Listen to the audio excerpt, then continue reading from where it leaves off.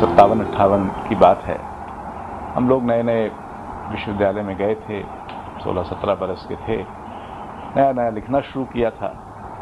उसी दौरान अपने को नए साहित्यिक आंदोलन से जो चल रहा था जोड़ने की इच्छा जागी। हम लोग भी कुछ नया करना चाहते थे। स्वयं सागर में जिस तरह की साहित्यिक गतिविधि थी, जो सक्रियता थी, उससे संतोष नहीं होता था। असल में सागर में एक तरफ कुछ राष्ट्रीयतावादी कविता, माखनलाल चतुर्वेदी इत्यादि का प्रभाव था, ज्वाला प्रसाद ज्योतिषी वगैरह पुराने कवि थे, और वो स्वतंत्रता संग्राम सेनानी इत्यादि थे। दूसरी तरफ गीतकारों का प्रभाव था, नीरज इत्यादि बड़े वहाँ को बीड़ी वाले बहुत होते थे, विट्ठल भाई पटेल इत्यादि थे।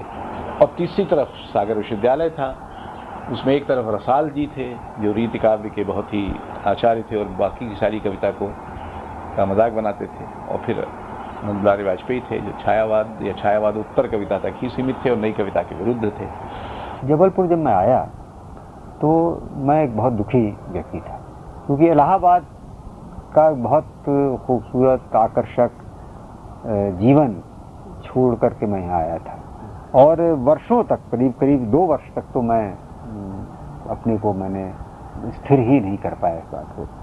लेकिन 1960 में जब मैं यहाँ आया, 1961 में मेरी मुलाकात मुक्तिबोध से हुई, और मुक्तिबोध 60 में ही हो गई थी, लेकिन 61 में मेरी उनसे कई बार मुलाकात हुई। उनका बीमारी के दौर राजनांदगांव जा कर के, दिल्ली में जा कर के, भोपाल में जब बीमार पड़े तो वहाँ जा कर के, तो उनसे बहुत लंबी बातें हुआ करती थी।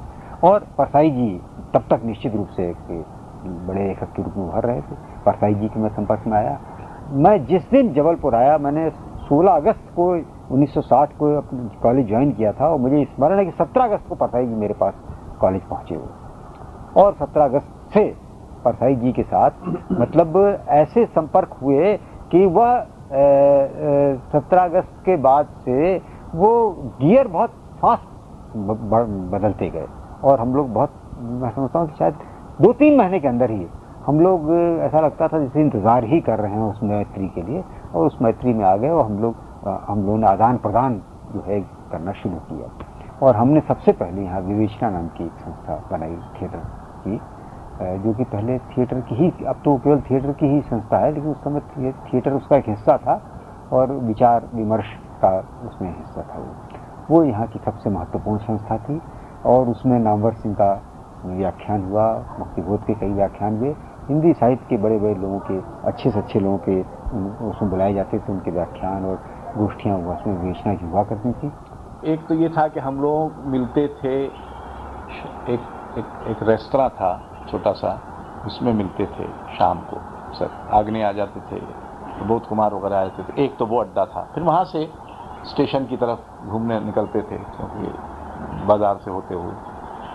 और एक अड्डा था जो बाद में बना, लांबर जी जब थे तो वो एक कबूतर की दुकान थी। कबूतर क्यों कहते थे खुदा जाने, लेकिन उनकी चाय वाय की दुकान थी। हाँ, उपनाम ये जो था ये यही की देन थी, जबलपुर की। देखा ये आपस में उस जमाने में उपनाम रखने की एक हवा बंधी थी जी, चली थी, और बिना उपनाम के जैसे मान लीजिए कोई साहित्यकार ही नहीं माना जाता था, ऐसा कुछ माहौल हो गया था। आप अगर साहित्यकार हैं तो आपके साथ कोई ना कोई उपनाम होनी चाहिए, और जो उपनाम आप रखें वो आपकी रुचि पर रहता था।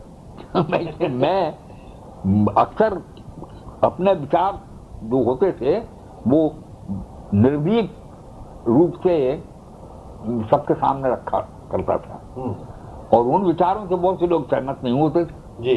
उस जमाने में जी कोई जरूरी नहीं था कि हम जो विचारधारा रखते हैं उससे आप सहमत हो, तो नहीं रहते थे तो ना रहो, जिनको रहना है वो रहो।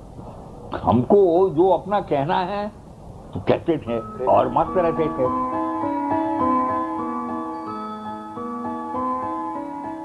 अपने जीवन के 18 वर्ष मैंने मुल्ताई में ही बिताए, लेकिन उसके बाद जो दौर शुरू हुआ, मैं नागपुर गया, नागपुर विश्वविद्यालय का छात्र बना, और दरअसल साहित्य की दुनिया में मेरा प्रवेश भी नागपुर ही में हुआ। नागपुर आज भी मेरी नज़र में एक ऐसा शहर है, अब तो हालांकि वो महानगर का दर्जा प्राप्त कर चुका है, लेकिन जिन दिनों में नागपुर रहा करता था, ये बात है 1967 की। मैं जिस कमरे में रहा करता था वर्धा रोड पर, वो पूरा ही कमरा टीन का बना हुआ था। मकान मालिक के कुछ बक्से, जिनकी तादाद तकरीबन 10 रही होगी, उन दिनों ब्रुक-बांड और लिप्टन चाय के बहुत बड़े बड़े खोखे हुआ करते थे। उसमें उसने किताबें भरकर रखी हुई थी। वो सारे खोखे मेरे कमरे में ठूस दिए गए थे। मैं खाली वक्त में उनको खोल के उनमें जो किताबें भरी होती थी उनको देखा करता था। पहल गोरकी के उपन्यास माँ का जो पहला संस्करण, लगभग मेरा ख्याल है कि वो पहला ही संस्करण रहा होगा, क्योंकि वो चमड़े की जिल्द उस पर मढ़ी हुई थी और उसमें बहुत खूबसूरत किस्म के अंदर चित्र बने हुए थे। नरोत्तम नागर का अनुवाद था। उसको नागपुर में पढ़ते हुए मैंने देखा कि मेरी दुनिया लगभग बदलना शुरू हो गई है, और किसी साहित्यिक कृति से पहली बार मुठभेड़ करने का जो अनुभव मुझे उस कृति के साथ हुआ, उसके बाद मैंने जहाँ नौकरी करना शुरू किया था, मैं वहाँ से लगातार अनुपस्थित होता रहा। मैं कई घंटों तक के नागपुर की तेज़ गर्मी में उस टीन के कमरे में, जो तकरीबन एक सुलगती हुई भट्टी की तरह गर्म हुआ करता था, बैठा रहता और लगातार उन किताबों को देखा करता था। पुराने भोपाल में उस तरह उर्दू लेखन का तो एक संसार था। यानी मेरे जो परिचय हुआ, जैसे ताज साहब थे, कैफ साहब थे, कुछ और जैसे कुछ और शायर थे, शेरी साहब थे, या अख्तर सईद साहब जो अभी हैं, जो सबसे सीनियर राइटर्स में, तो ये इन लोगों से परिचय हुआ। तो वो संसार तो परिचित था। वो वैसे शायर थे जो बिल्कुल सड़क के जैसे आवाम के शायर जैसे कहा जाता।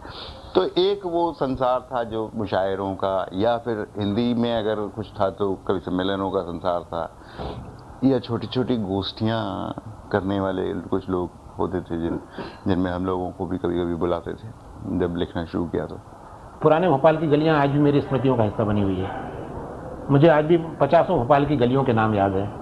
मेरे जहन पे वो नाम किस तरह से लिखे हुए हैं। कल्लो बुआ गली टीन की जिस तख्ती पे लिखा हुआ है, उस टीन का शेप और उन अक्षरों की स्टाइल आज तक मुझे याद है। तो मैं भोपाल में मैंने अपना अधिकांश वक्त लेखकों के बीच गुजारने से बजाय या हाइजनों में गुजारने से बजाय मैं उन गली कूचों में भटका किया। एक्चुअली हमने सिर्फ किस्से सुने उसके के साथ। पहले 5 दोस्त हुआ करते थे, जिसमें शरद जोशी थे और उसमें सोम थे, यानी सोमदत्त, भगवत थे, और चौथे थे वो मधु।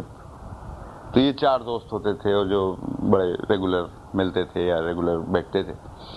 एक मथुरा बाबू थे जो जिनका पुराने शहर में रहते थे वो, और कम्युनिस्ट पार्टी से के साथ थे, कम्युनिस्ट पार्टी के मेंबर थे।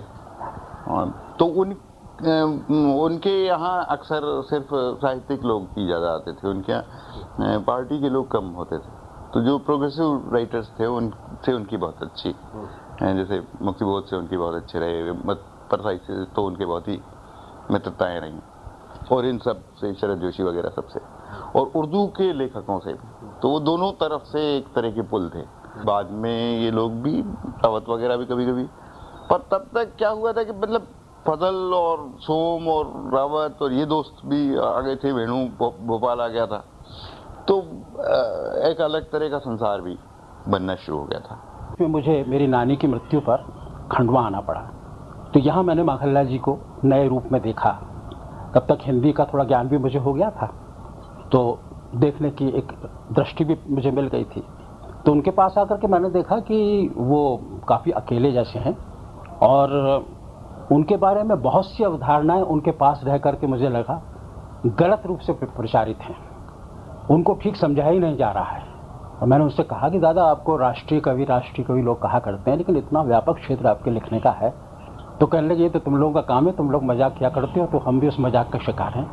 मुझे स्मरण आता है कि मैं जब लगभग 16, 17, 18 साल का रहा होऊंगा, तब इंदौर में शायद 1955 की बात रही होगी, डॉक्टर सुमन ने एक बहुत बड़ा भारी कवि सम्मेलन आयोजित किया था, जिसकी छवि जिसकी इमेज मेरे मन में बनी रही, और कवि सम्मेलन कैसा होना चाहिए उसका एक आदर्श भी मेरे मन में जो बना रहा, ये 1955 वाले कवि सम्मेलन से था, जिसमें नरेश मेहता थे। मुझे याद आता है उसमें बच्चन जी ने आयरी अंगना शीर्षक की कविताएं सुनाना चाहिए थी। तभी तभी बताया गया था, मंच पर ही बताया गया था कि तभी तभी वो विदेश से लौटे हैं, आयरलैंड से लौटे हैं।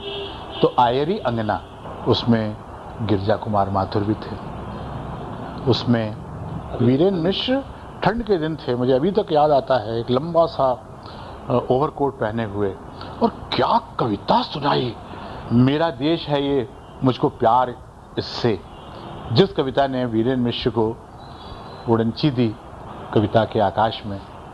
बहुत लंबी कविता थी, लेकिन बहुत विशाल श्रोता समुदाय का वो कवि सम्मेलन, और उस समुदाय ने वो कविता उनसे दोबारा भी सुनी, मुझे अभी तक याद आता है।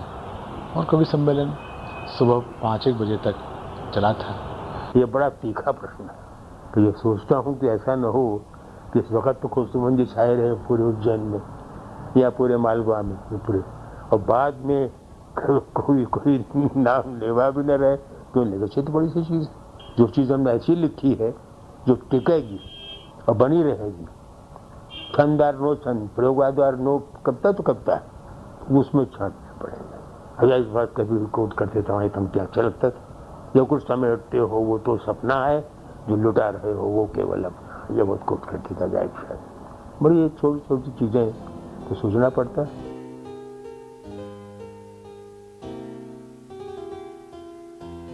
बंगाल की जो साहित्यिक परिवेश है समग्रता में, उसकी बहुत बड़ी भूमिका है। ये लेखक के निर्माण की बहुत ज़बरदस्त भूमि रही है बंगाल। निराला को इसने बनाया, और बहुत सारे लेखक, नरेश मेहता इससे प्रभावित हुए ही हैं सीधी, और बहुत सारे लेखक। कलकत्ते में मतलब वो जो लिखना जो शुरू हुआ मेरा, तो यहाँ से 2 पत्रिकाएं निकलती थी, बहुत महत्वपूर्ण ढंग से निकलती, विश्व मित्र साप्ताहिक मासिक। तो इन दोनों में हमारी रचनाएं छपती थी, छोटी छोटी कहानियाँ छपती थी। और उस समय यहाँ एक नाट्य परिषद नाम की एक संस्था थी जो नाटक किया करती थी। माधव शुक्ल ने उसको खोला था और स्थापित किया था, और माधव शुक्ल थे, उनसे मेरा परिचय हुआ। उनकी मंडली बैठती थी, बड़ा बाजार लाइब्रेरी है सैयद साली लेन में, आज भी है वो, वहाँ बैठती थी। ये लोग विभिन्न जगहों में अलग अलग रहते थे, जैसे उगरी जी तो मेरे घर ही आ जाते थे, और घर ही में आधा घंटा 2 घंटा 1 घंटा बिताते थे।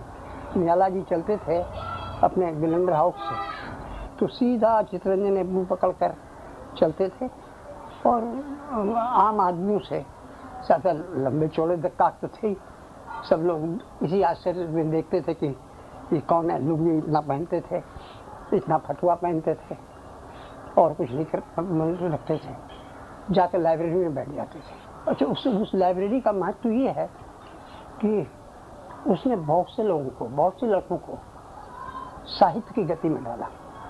60 से मैं यहाँ हूँ, 1960 से। दरअसल मैं काशी से आया था, और काशी का एक एकेडमिक और साहित्यिक और विश्वविद्यालय वाला, वो मेरे दिमाग पर एक दूसरा प्रभाव था। लेकिन यहाँ की कुछ दिन टिकने के बाद मैंने जो समृद्धि देखी वो ये था कि अध्यापकों की जानकारी सामान्य से भिन्न थी, बड़े सुपट अध्यापक यहाँ थे, तो एक सुखद स्थिति वो लगती थी, और साहित्यिक रुचि भी बड़ी गहरी थी। कलकत्ते में लेखकों के अंदर जो आत्मीयता थी वो और जगह होगी, लेकिन मैं समझता हूँ दुर्लभ है। बहुत गहरी आत्मीयता थी हम लोगों के बीच, चाहे जिस विचार के लेखक क्यों न हो। एक टेबल पर बैठना और एक परिवार के तरह से मिलना जुलना लेखकों के बीच था, वो 60 से 70 के दशक के पीरियड में।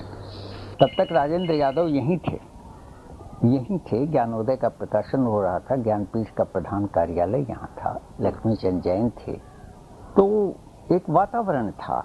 जो मैंने अपने तरह से अनुभव किया इस शहर में कि क्या संभावना है इस शहर की, उसमें एक तो यह है कि शहर का जो आयाम है वो बहुत विस्तृत है, बहुत विस्तृत आयाम है। इसके पास ज़बरदस्त शालीनता है, सौजन्य, पराकाष्ठा में सौजन्य है, पराकाष्ठा में सज्जनता है और एक व्यापक परिदृश्य है इसका।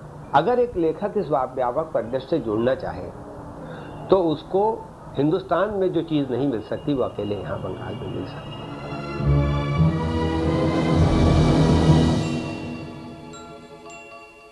मैं 1953 में पटना आया और बिहार हिंदी साहित्य सम्मेलन में तुलसी जयंती का आयोजन था। महादेवी वर्मा आई हुई थी, तो पंडित रामदयाल पांडे जी ने, मैं बरामदे में बैठा हुआ था, उन्होंने वहाँ पूछा कि दरी लानी है और हमारे पास पैसे नहीं हैं, मोहल्ले से दरी कैसे इकट्ठी हो। तो मैंने कहा कि ये आप एक आदमी दीजिए, मैं माथे पर दरी रख कर यहाँ पहुँचा दूँगा। और वहीं एक कवि सम्मेलन भी हुआ और तुलसीदास पर व्याख्यान हुआ। वही मेरा पहला ये पटना आगमन था। तो उस समय का जो पटना का साहित्यिक माहौल था उसमें बहुत अधिक सक्रियता थी। साहित्य सम्मेलन भी सक्रिय था।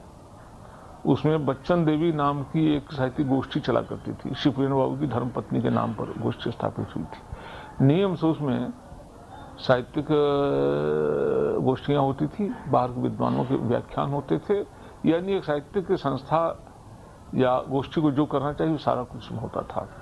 परिषद भी बहुत सक्रिय थी, प्रकाशन के क्षेत्र में भी, शोध के क्षेत्र में भी, और पत्रिका भी निकलने लगी थी, परिषद पत्रिका। इसके अलावा परिषद की तरफ से जो वार्षिकोत्सव मनाया जाता था साल में एक बार, उसमें कई दिनों तक भाषण मालाएं चलती थीं। गोष्ठियाँ सबसे ज़्यादा वही करते थे प्रसिद्ध लेखक संघ के लोग।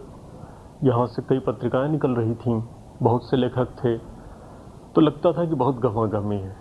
और अनौपचारिक अड्डेबाजी की हालत ये थी कि मेरा समय वहीं गुजरता था और पढ़ाई पर उसका जो असर पड़ा होगा वो तो पढ़ाई, क्योंकि मैं बाद में आर्ट्स में चला गया। तो रैंद्र नगर का अड्डा बहुत मशहूर था। ये खजांची रोड जहाँ बगल में है, यहाँ कोने पर दुकान थी। और एक रहमानिया होटल था सब्जी बाग का, वहाँ उर्दू के लेखक बहुत थे, सुल्तान अख्तर, शौकत है। उसमें उर्दू के लेखकों से भी बहुत गहरी दोस्ती हुआ करती थी।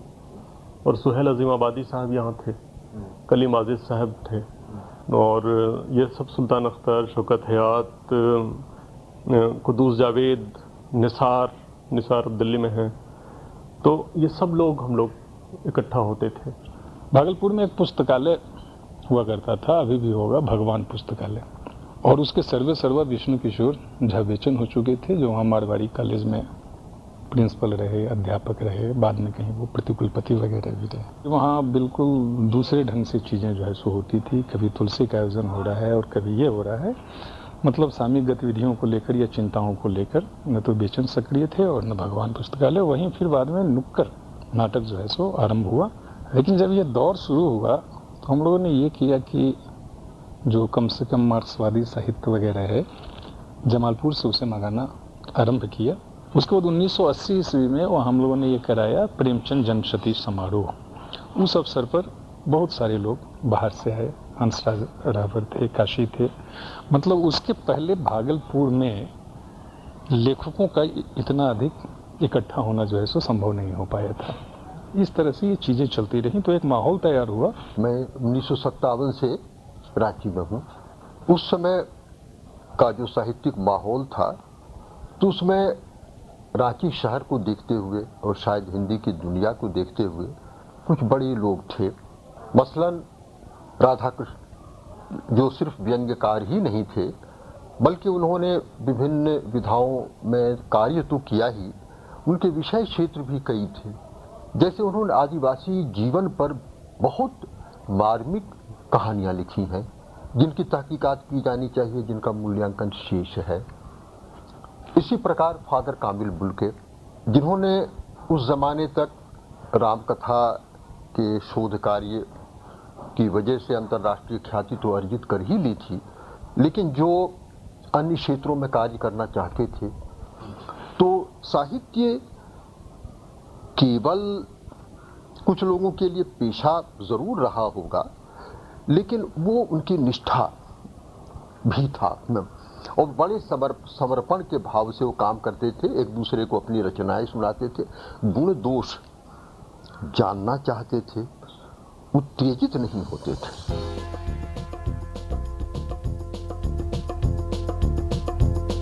वो जमाना ऐसा था कि दिल्ली में उन्होंने उनका डायरेक्टर जनरल का नाम तो सुना होगा, और पिटरस, तो पिटरस साहब ने हमें कहा कि आप 10-20 भाषाएं चुन लीजिए और 100 लोकगीत हमें दे दीजिए और रॉयल्टी भी आपको मिलती रहे। तो उस वक्त जो मेरे साथ था वो तो मैं खुद ही था, तो मैंने उनसे कहा कि ये काम भारत माता करती है। उस ज़माने में हम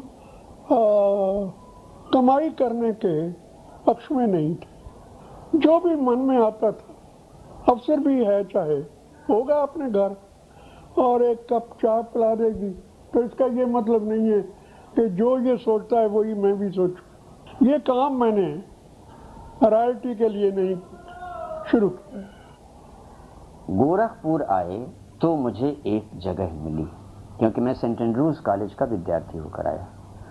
वो कॉलेज उस समय का विश्वविद्यालय तो था नहीं, अकेला केंद्र था जिसमें बहुत महत्वपूर्ण प्रोफेसर अहमद सिद्दीक मजनू गोरखपुरी, ये उस कॉलेज में अध्यापक थे, और वो फिराक साहब के साथ ही थे।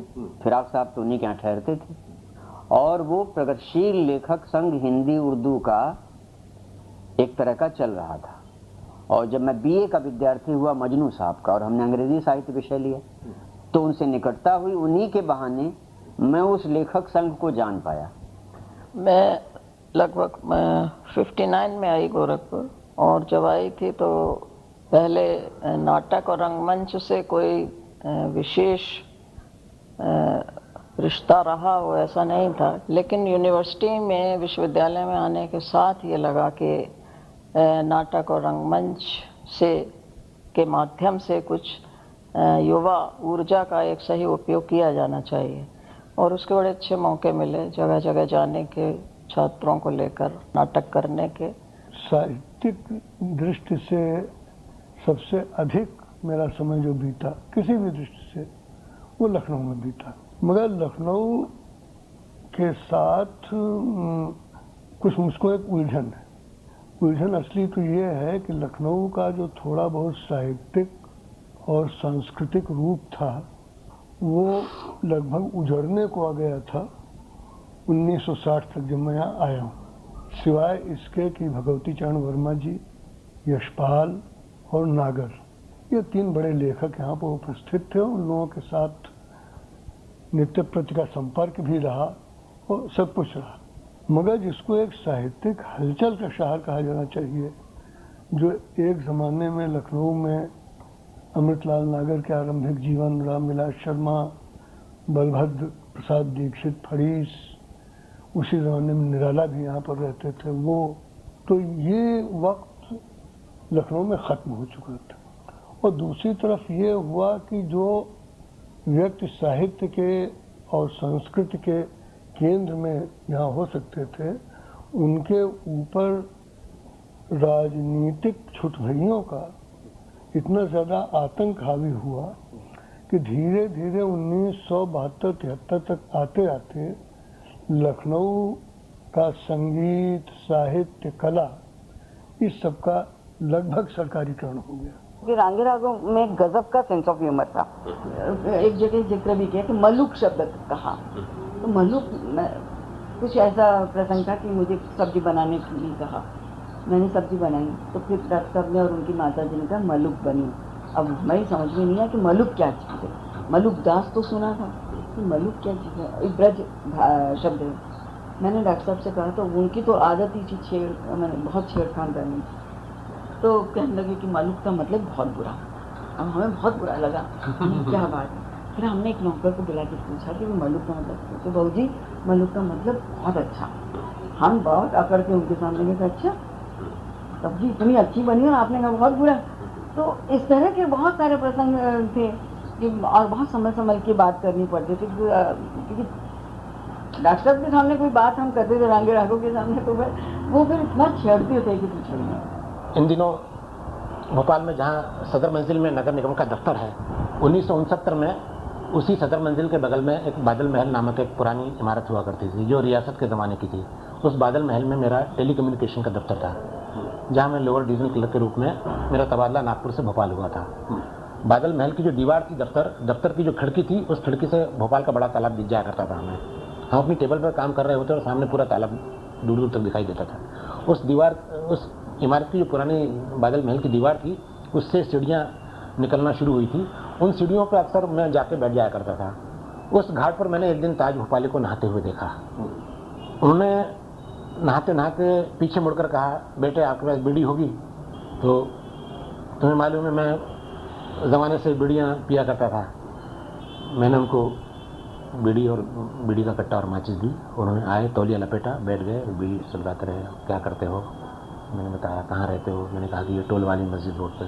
उन्होंने मेरे मकान मालिक का जिक्र किया जिसको वो जानते थे। उन्होंने कहा मैं ताज भोपाली हूँ।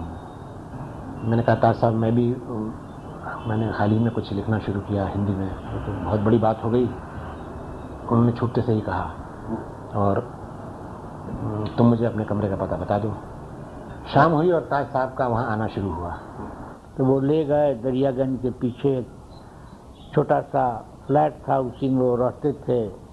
तो जैनेंद्र जी ने कहा कि तुम कौन हो भाई? तो हमने कहा कि भाई हम राजा राधिका रमन के लड़के हैं, कुछ कहानियों का संग्रह लाया हूँ हिंदी में लिखकर, मैं चाहता हूँ कि इसकी आप भूमिका लिख दीजिए। पेन को दराज दे दो, भूमिका हम लिख कर तुमको भेज देंगे यूनिवर्सिटी में। तो वहीं से एक जैनेंद्र जी से भेंट हुई, और उस वक़्त जैनेंद्र जी का प्रभाव हम पर पड़ा और मैं भी कहानियाँ लिखने लगा। उसके बाद हमारी पिता की किताब जब राम रहीम छपी थी, ये भी कहानी साइड बाई साइड कह देता हूँ, तो हमारे पिता चाहते थे कि इसकी कोई कॉपी हमारे हाथ में नहीं मिले, क्योंकि मैं अभी किशोर हूँ और हमको श्रृंगार नहीं पढ़ना चाहिए।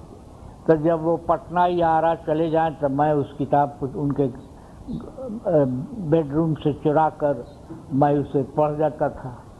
तब मुझे वो बहुत उसका प्रभाव पड़ा उस किताब के स्टाइल का और उसका प्लॉट का, बेला और बिजली का, और इनका जो लिखने का तरीका था, इनकी जो शैली थी, वो उससे हम अभिभूत हो गए। और शायद एक ही रात में हमने लिखा भी है एक जगह कि मैं लेखक बन गया।